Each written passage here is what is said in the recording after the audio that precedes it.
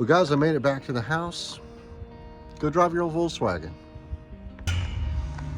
Woohoo! All right. Time for a starter. Do it again.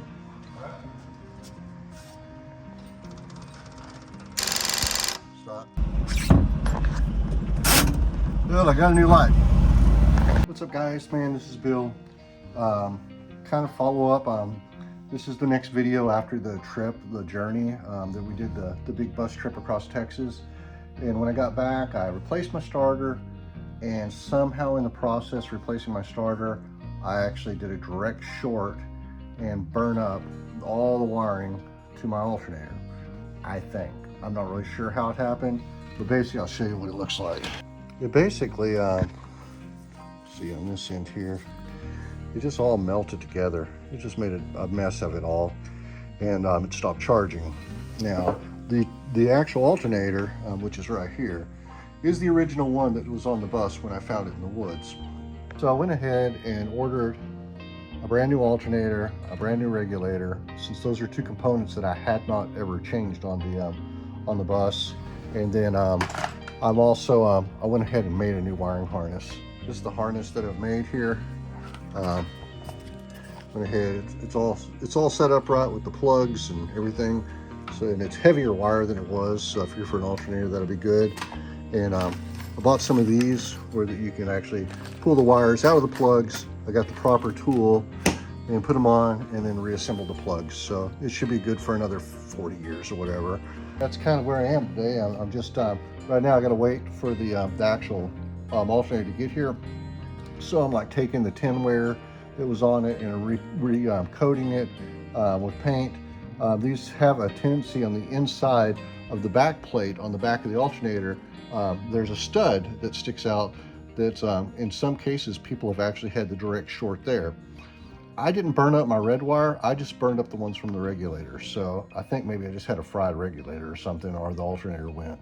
So anyway, but I'm gonna go ahead and clean them up, cut new gaskets. I had previously, when I built the motor years ago, had made a gasket. This one's, it turned out when I got this thing apart, it wasn't really doing what it was supposed to do. So I'm going to go ahead and cut another gasket and just get all the pieces freshly painted and cleaned up. And so hopefully we'll get this on there and I'll be able to make it to a big camp out this coming Saturday if my alternator comes in time. So I'm keeping my fingers crossed. I'm looking forward to doing that. Also picked up I bought a 12-volt refrigerator freezer. Did a Temu thing. You know, the awning worked out. I figured I'd try the Temu refrigerator. When I was out actually traveling, some of the people actually had Temu refrigerators and were happy with them. And it sure would beat the heck out of buying ice every day.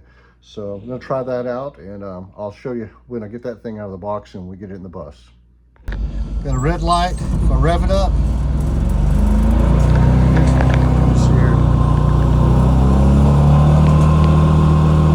off the gas, goes bright again. What do you think?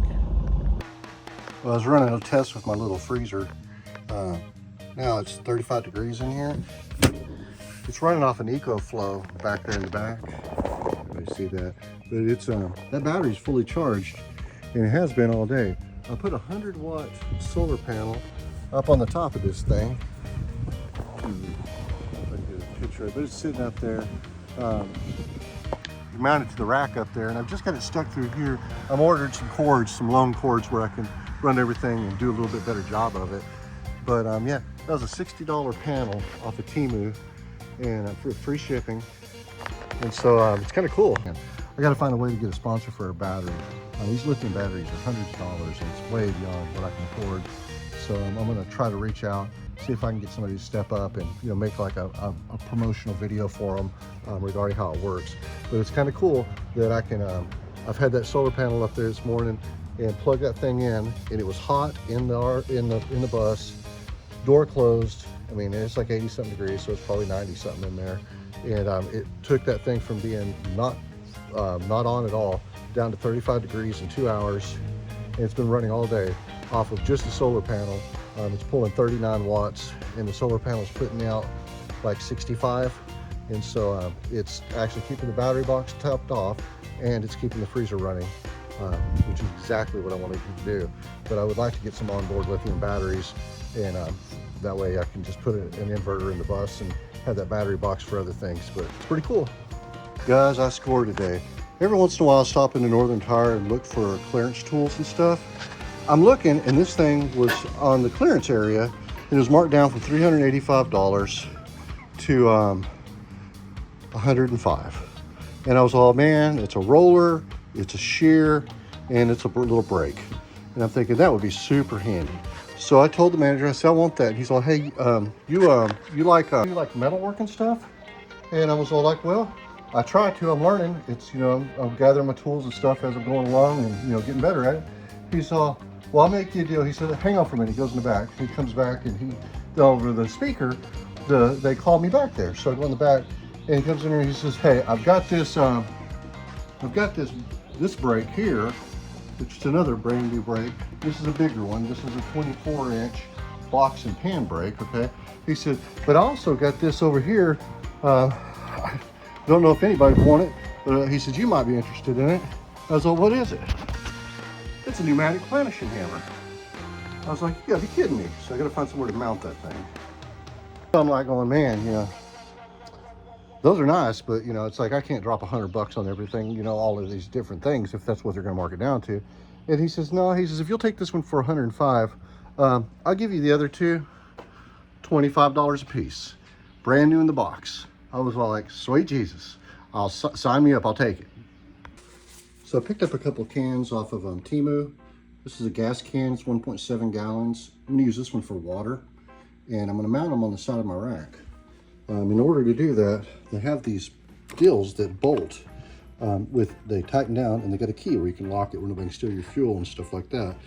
But the way that they're mounted, I've had to cut some metal brackets. I don't know if you can see those sticking out each side. And that's to weld to the top rail and the bottom rail of my rack. I did enough to do all of them. And so now I'm just waiting on 2 more fittings to come in, and then we'll bolt everything together, get it out there, place it, and then I'll tack weld each of the brackets in place, and then remove the tanks, and then I'll weld them in solid and spray paint them where it matches the rack and stuff. But it'd be a nice addition. I had a real hard time with my fuel tank last time, not wanting to sit properly on the rails of the rack, and it was just a mess. And so I figured, well, I'll do these. That way I don't lose any of my rack, and I've got a secure way to carry the stuff. And if I have to stay somewhere or I'm away from the bus, I know somebody can't steal my fuel can. Oh, fun of Volkswagens. So apparently something just went wrong. I was sitting here idling in my driveway and getting ready to head to Dubsplash, but that's not gonna happen right now in this car. This is the awkward part of the song where I have some banter about being depressed, but I'm really nervous because this guy's filming me right now. But I love you, and thank you. Here's the second verse for you. Yeah, I didn't get a whole lot of Dubsplash. Client called, wants to go look at houses, but I did score what I was looking for, a bumper. All right, I'm welding on these brackets on the side of this this rack. This one's gonna be for water. That one's gonna be for fuel. Now basically I've cut some metal brackets that I'm welding on right in here, and on the bottom. That way that I've got plenty of support for these things. And they lock, so they've got locks on them. Somebody can take my gas or my water. So we'll see how this goes. You can kind of see what these are. These are just little pieces of flat stock that I got, drilled them out, and I'm gonna weld them in place and paint them to match the actual rack. And that's what the hardware looks like when it's bolted on it. So they're all welded on there. Let them dry, etch and primer, and then paint them. Okay, got all of the etching primers on there. Let that dry. We'll get the silver on there, let it cool or dry out, and then we'll put the, man, looking like a mad scientist. My hair's growing out. Then we'll put the silver paint on there, let it dry, and then bolt all the hardware back on and be done with that and get it out of my garage floor. All right, everything's painted the silver that the rack is. Now you let it dry. We'll put the hardware back on and move on to the next thing. All right, hardware is back on. Let's get these tanks up here and get them locked down.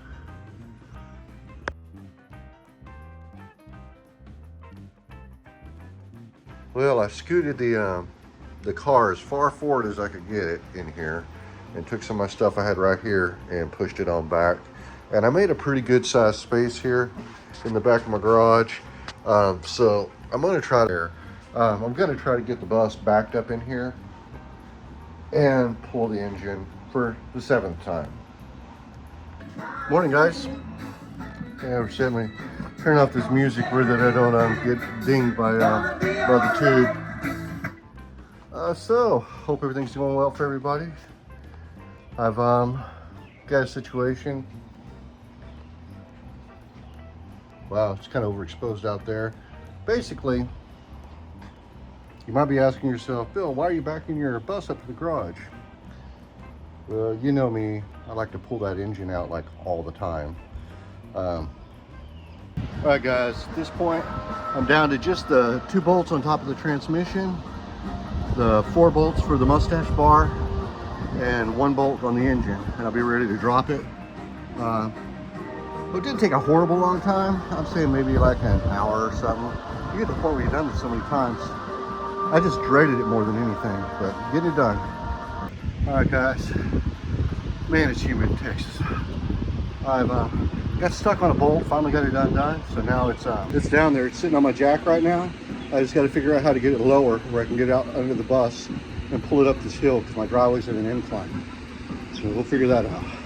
But guys, I'm out here looking at this hole in the back of my engine, and there's a couple trains of thought to come, and a little bit of advice that I'd gotten from people that I know that are know what's going on, and basically kind of what my train of thought, what I'm being told is generally those plugs don't come out unless there's a crack in this block. I don't see a crack in the block, but cracks can be little tiny things that you just don't see. But one thing for sure, I need to try to salvage this if I can. So what the advice I was given is to get some, I think it's pipe thread, like a tap for pipe thread. I measured it up. It's a 1/2 inch plug, and so I'm going to go find a tap and a plug that's 1/2 inches, and then I'm going to fill that passage all completely with grease, like pump it till it's just totally full of grease, where the dissolve that grease and allow all of the shavings to come out of the hole rather than go back into the hole. So I'm off to see if I can find that, and once I get the plug back in there and I know that it's sealed, then I think I'm going to go ahead and pull out the oil pressure relief valve, verify that it's not stuck or something, and if it is, try to figure out what I can do about that. All right, guys, I'm back at it. I got my taps in, and I got the drill bit to drill the hole to make sure it's at the proper size. But I got to clean this up back here. I'm going to use some Super Clean. It always does a good job, and a little bit of I got a little brush, and I've got some rags. So let me get that done first before we get on this. All right, Super Clean did a pretty good job. Get that all dialed in, way better than it was. I think we should be cool. I just need to get the most of the excess oil off the back of it, just because that none needs to really be around the flywheel area anyway. And then I'll work my way over the rest of the motor because I've got oil everywhere. But that was a big step. So let me get my drill bit. We'll check it on this hole and just see if we're gonna have to get into doing any drilling in there before we put the tap in. I bought the proper drill bit for doing this. I think it's a 3270 something. I'll look at it when I get over here and we'll talk about it. So it's a 37/64, and it came in combination with another tap. And yeah, we're gonna need 2. One of these taps we're gonna have to modify. I'll show you what needs to be done to it when it gets to that point. You can see that thing. Let's see here. Anyway, my arm's long enough to make it right. But anyway, we're gonna get that, get some grease and put on our drill bit on the tip of it, and we're gonna just slowly turn it in there. That way that hopefully the grease will catch the majority of the shavings as we go. And you have to do the same thing with the tap. So let me get I think I'm gonna have to use a bigger drill. Let me see if this will fit in my cordless. If it will, we'll do that. If not, I'll have to do it with another drill. I'm going to go ahead and the end of this drill bit, I'm going to put a piece of tape on it where I don't go too deep on it, because I'm basically matching it up with the depth of these plugs, that way that I don't drill any deeper than I need to. Okay, turn the tap in as far as I can get it to go. Yeah, kind of get this out of there. You can see, yeah, if I can, maybe you can see. You can see how the shavings are all stuck to the tap. So that does a good job at keeping the shavings from going in the case. Just keep greasing it up with your grease while you're doing this. There's the second time in there. You can really see the shavings on there. So I'm going to clean that off, re-grease it, and just gently turn it in and out. But yeah, it's definitely catching all of the shavings. I wish that thing would pull through. Maybe if I did this, there we go. Yeah, you can really see how many shavings are on there. Guys, now one of the things I learned on a Porsche forum is that when you go to do this, if I can get this to focus, the top of these taps, the ends of them, are tapered down. So if you want your plug to go in further, you'll take a second die or tap and cut about 3-4 threads off of it. I'm going to probably use a flapper, see if I can flap it down to that to keep it easy. And then you'll have the full diameter of the tap, and you'll run it back in the hole again, that way that you can get your plug in there even further where it's more secure. So we'll see how that goes. I hate to do this to a brand new tap, but I'm going to take the flapper to it, see if we can grind it on down to where it's even with the tape.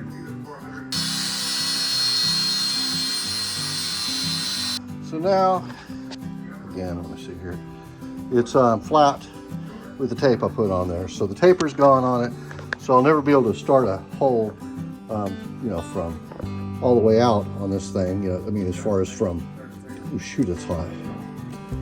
But I'll always be able to chase. Try not to catch myself on fire touching this thing.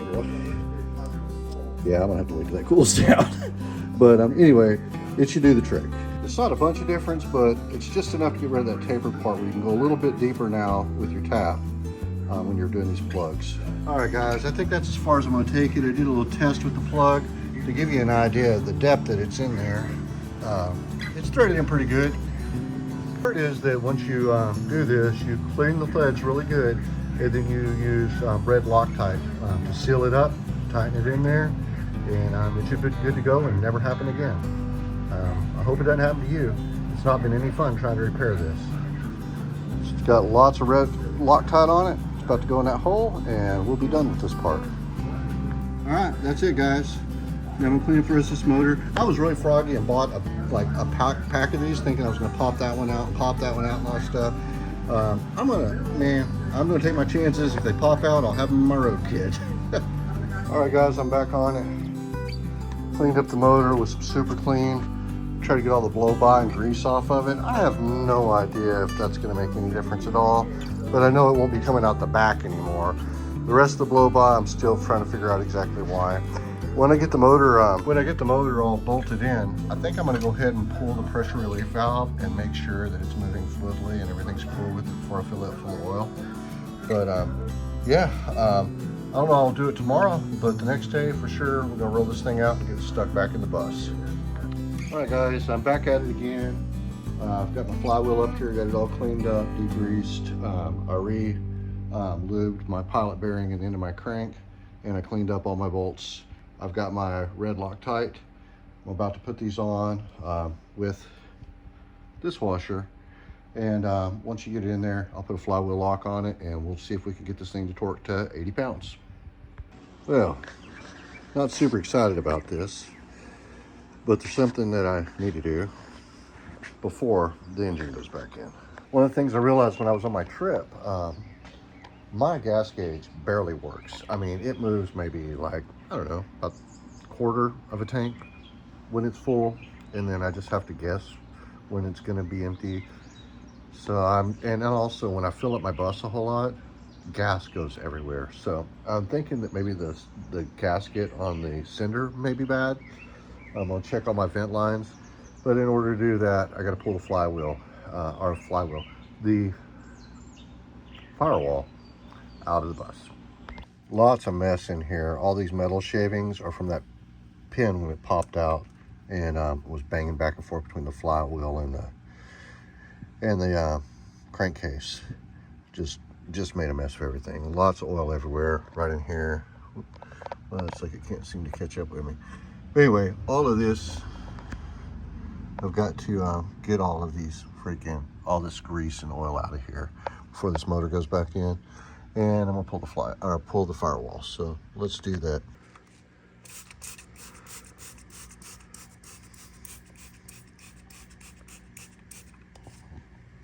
All right, found my culprit. My vent line has come off of my fuel tank up here. That's probably why I was, every time I don't fill it up, once it got to a certain point, it just started pouring out. All right, guys, well, I definitely have to get another piece of fuel line for right here and get that vent closed up. And then I need to get another one of these floats. That's got a lot of gasoline in it, so it's leaking for sure. So kind of on hold till tomorrow, and I'll make the trip over to get the parts that I need, and then come back, button it all up, try to adjust the fuel gauge down a little bit, and then I'm going to go ahead and try to get the motor in maybe midweek. So till next time, guys, I'll catch up.